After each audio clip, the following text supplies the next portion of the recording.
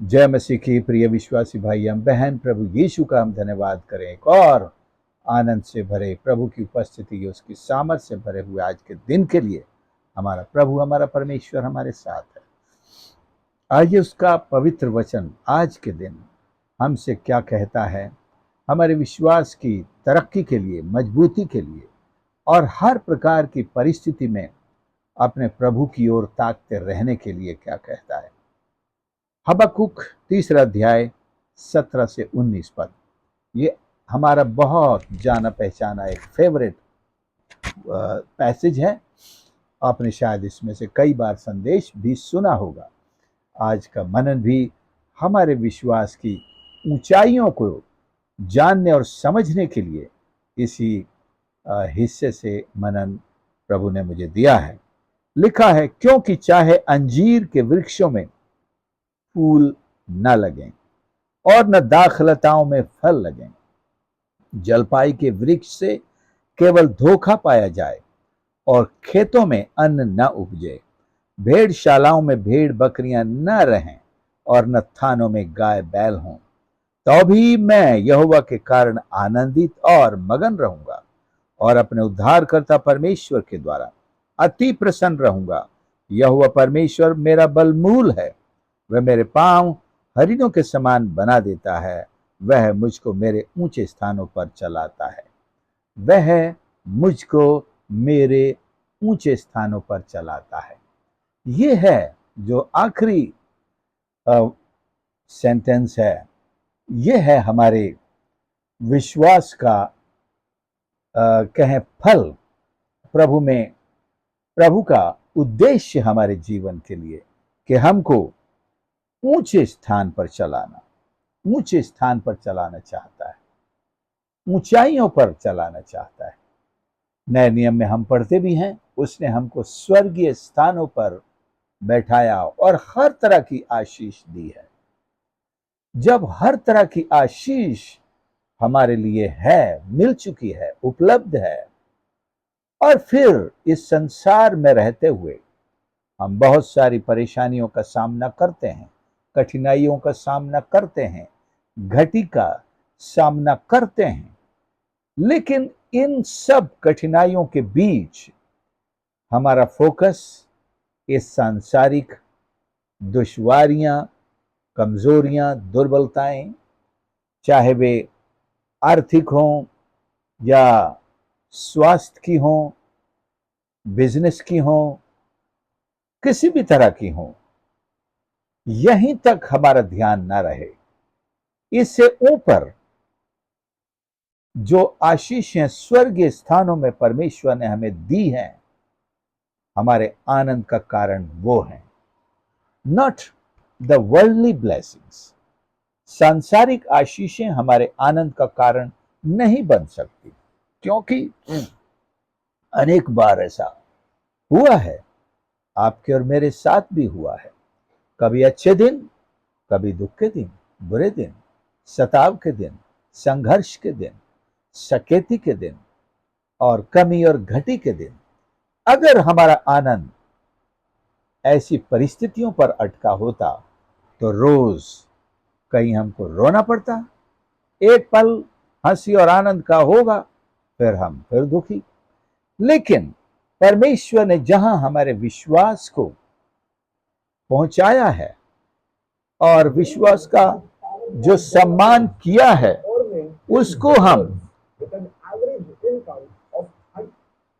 उस विश्वास को हम अपने जीवन का एक आंख खोलने वाला एक ऐसे दृश्य के रूप में सामने रखें जो हमें हमारी सांसारिक परिस्थितियों में दुखी होने ही नहीं देता है। हबक्कुक परमेश्वर का एक बहुत बड़ा नबी है, हालांकि छोटे नबियों में गिना जाता है इसलिए कि उन्होंने बहुत कम लिखा है, परंतु इससे वो महान नबियों की श्रेणी से बाहर नहीं होता है। ऐसे समय में वो अपनी भविष्यवाणी करता है जो इस्राएल के लिए बड़े कठिनाई के दिन है, लेकिन उसने एक बहुत महत्वपूर्ण बात विश्वास करने वाले विश्वासियों को सिखाई है। वो बात यह है कि चाहे अंजीर के वृक्षों में फल ना लगे। अंजीर की खेती एक बहुत बड़े कृषि के लिए, बिजनेस के लिए, किसानों की आय के लिए यह सबसे महत्वपूर्ण एक खेती है, साधन है। अच्छी खेती देखकर उनके चेहरे खिल उठते हैं। इस बार तो फसल बहुत जम के हुई है, खूब पैसा आएगा, खूब दाखरस बनेगा, खूब बेचेंगे, सारी जरूरतें पूरी होंगी। लेकिन एक विश्वासी का दृष्टिकोण आप सीखिए। यहां पर दाखलताओं में फल न लगे, अंजीर में ना लगे। अंजीर का पेड़ और दाखलता ये दोनों ही महत्वपूर्ण है। अंजीर भी महत्वपूर्ण है, एक सूखे मेवे के रूप में, भोजन के रूप में, बिजनेस करके उसको पैसा कमाया जाता है। तीसरा जलपाई अर्थात जैतून, उसमें भी चाहे धोखा पाया जाए, आशा करके हम गए इस बार तो बहुत फल मिलेगा जैतून का, लेकिन वहां पेड़ कहता है मेरे पास आने की कोई जरूरत नहीं। खेतों में अन्न ना उपजे, हमने बीज तो बोया लेकिन पैदा नहीं हुआ, या हुआ तो उसमें उतना अच्छी फसल नहीं आई। अब आ जाते हैं जानवरों पर। भेड़शालाओं में भेड़ बकरियां ना हो, थानों में गाय बैल ना हो। यहोवा, अब ये परिस्थितियां मनुष्य की सबसे एक बुरी परिस्थिति, एक बुरे दौर का परिचायक है, जिसके हालात ऐसे हैं कि सारी फसलें धोखा दे गई हैं, बर्बाद हो गई हैं, कुछ पैदा ही नहीं हुआ है। उस इंसान की परिस्थिति आर्थिक रूप से क्या होगी? बिल्कुल गरीब, पूरी तरह से लाचार। लेकिन ट्विस्ट यहां पर यह है कि यह इंसान ईश्वर में विश्वास करने वाला है। He believes in God, he is a believer. तो उसके लिए तो भी, ये तो भी शब्द जो है सारी परिस्थिति के विपरीत चौराहे पर खड़ा है। मैं यहोवा के कारण आनंदित और मगन रहूंगा। लोग तो फसल आने पर, अच्छी फसल आने पर आनंदित और मगन होते हैं, लेकिन ये सब तो कुछ भी नहीं मिला, चला गया, बर्बाद हो गया, सूखा पड़ गया, या पकने से पहले कुछ ऐसी आफत आ गई, सारी फसलें बर्बाद हो गई। अब तो हमारा सेलिब्रेशन हो ही नहीं सकता, जश्न हो ही नहीं सकता। हमने कुछ आयोजन भी तय करके रखे थे, फसल आएगी तो ये करेंगे, ये पार्टी देंगे, ये शादी का प्रोग्राम होगा, ये सब होगा, वो सारे कैंसिल हो गए। लेकिन क्या, तो भी मैं यहोवा के कारण आनंदित और मगन रहूंगा। तो आपका, अगर आप विश्वासी हैं तो आपके आनंद को, मगन का मतलब यहां सेलिब्रेशन से है। मेरे सेलिब्रेशन को कोई चुरा नहीं सकता, मेरे उत्सव को कोई बैन नहीं कर सकता। मैं आनंदित होऊंगा। किसके कारण? फसल के कारण नहीं, नहीं तो श्रापित है वो मनुष्य जो मनुष्य पर भरोसा करता है, या कहीं जो जिसको फसलों पर भरोसा है। फसल लगेगी हम आनंद करेंगे, फसल नहीं लगी तो एक और साधन है जिस पे हम आनंदित हो सकते हैं हमेशा, और उस पे कभी फेल नहीं होते। वो है प्रभु, हमारा परमेश्वर। जिसने प्रभु पर भरोसा किया, उसका आनंद, उसका सेलिब्रेशन कभी कोई छीन नहीं सकता। He will continue to celebrate and be joyful. अपने उद्धारकर्ता परमेश्वर के द्वारा अति प्रसन्न, आनंदित, मगन, अति प्रसन्न। You can see the heights of his joy, the degrees of his joy rising. His joy and celebrations are rather rising in intensity, while the worldly situations or lacks in his life are on the other side rising. कमी और घटी, गरीबी, सकेती, कठिनाई ये भी बढ़ रही है, तो उसका आनंद ये नहीं चुरा सकते, बढ़ रहा है। यहोवा परमेश्वर मेरा बल मूल है, मेरे बल का मूल है, the basis of my strength. मेरी ताकत कहां से आती है, मेरा बल कहां से आता है? कुछ लोगों को बल मिलता होगा अंजीर से, किसी को बल मिलता होगा दाखलता से, वाइन से, किसी को जलपाई जैतून के फल से, या खेतों के अन्न से, या भेड़ बकरियों के दूध से, उनके मांस से, या गाय बैलों के मेहनत से, अच्छे फसल से, या गाय के दूध से, तरह तरह के उसके दूध के पकवानों से। कई लोगों को इन्हीं वस्तुओं से बल मिलता है। दूध नहीं है, क्या करें, बच्चे कमजोर हो गए, गाय बकरियां नहीं है, दूध नहीं है घर में, क्या करें, मक्खन नहीं है, सब लोगों का स्वास्थ्य अच्छा नहीं है। लेकिन हबक्कुक ने एक ऐसा सीक्रेट सीख लिया है, ये सब कुछ भी ना हो तब भी हम बहुत तंदुरुस्त और हट्टे खट्टे और आनंद के साथ अपना जीवन बिता सकते हैं, प्रसन्न रह सकते हैं, और भी बल्कि अति प्रसन्न। केवल दिखावे की प्रसन्नता नहीं है ये वास्तविकता की सच्ची प्रसन्नता है। क्योंकि यहोवा मेरा बल है, बकरी का दूध नहीं, भैंस का दूध नहीं, गाय का मक्खन नहीं, परमेश्वर का बल। The Joy of the Lord, the strength of the Lord is my real strength. एक तस्वीर यहां पर दी गई है, बहुत प्यारी तस्वीर, बहुत प्यारी तस्वीर। हम इस तस्वीर पर थोड़ा सा रिसर्च करें। लिखा है, वह मेरे पांव हरिणों के समान बना देता है। अब इसकी क्या जरूरत है? हरिण के पांव से तुलना करने की, एक विश्वासी की तुलना करने की क्या जरूरत है? कभी आपने हरिण के पांव देखे?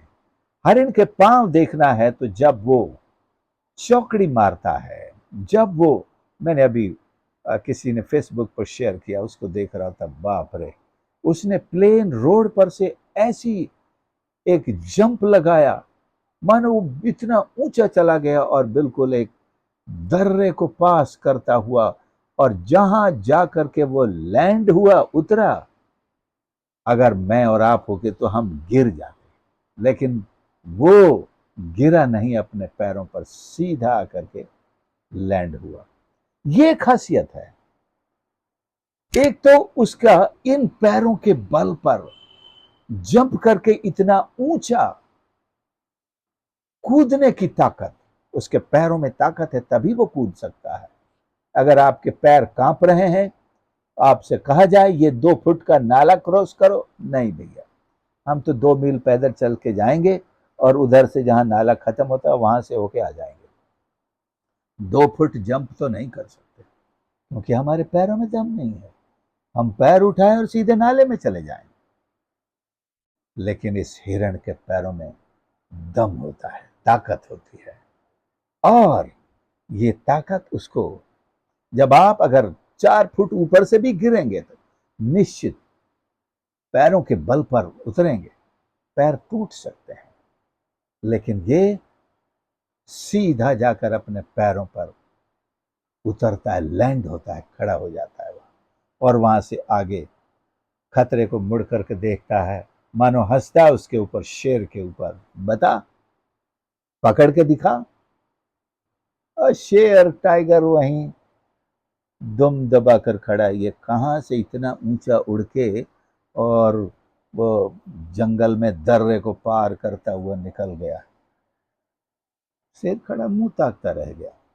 प्रियो, उस हिरण से आपकी और मेरी, विश्वासी की तुलना की है परमेश्वर ने।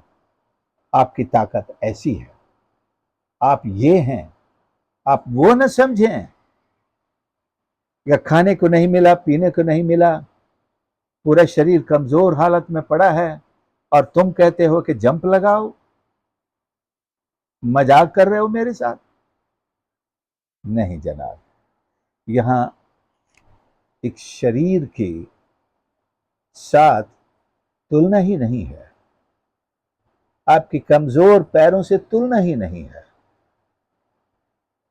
तस्वीर जरूर फिजिकल है, लेकिन निशाना उस आत्मिक मनुष्य पर है जो आपके अंदर है, उस विश्वासी के ऊपर है जो आपके अंदर रहता है।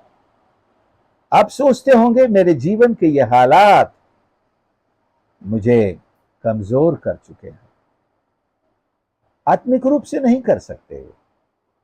आपका विश्वास आज भी छलांग मारता है, आज भी हर दर्री घाटे अंधेरी वादी को चीर करके अपने गंतव्य पर जाता है। मेरे पांव हरिणों के समान बना देता है। उसने बनाए हैं आपके पांव को ऐसा ताकतवर, और उसमें ईश्वर की ताकत है। अपने विश्वास को पहचानिए। Identify your faith in God and the strength that God has added to your faith. You can do all things like Paul identified his faith himself. I can do all things through Christ who strengthens me. ये देखो, पौलुस को दिखाई कम देता था। पौलुस की भी बहुत सारी मजबूरियां थी। बहुत बार उसने कोड़े खाए, पिटाई खाई, बहुत संकट का सामना किया, लेकिन वो फिजिकल चीजों को देखकर अटकता नहीं था। वो अनदेखी वस्तुओं को देख करके चलता था, अनदेखे आनंद को देखकर आनंदित होता था, जो दुनिया को दिखाई नहीं देता। दुनिया तो पौलुस के घाव देखती है। अरे बाप रे, पीठ पर इतने कोड़ों के घाव। राजस्थान के एक राजा का नाम आता है राणा सांगा। उसे बताया जाता है उसके शरीर पर 80 घाव थे तलवारों के, फिर भी वो लड़ने को निकल पड़ता है। वो घाव बैठ करके नहीं सहलाता रहता है, ललकार हुई युद्ध की लड़ने के लिए निकलता है। हम में से बहुत सारे लोग घाव सहलाते रहते हैं बैठ करके, जैसे अय्यूब ठीकरा लेकर वो खुजली मिटाता रहता था, हम भी वो करते रहते।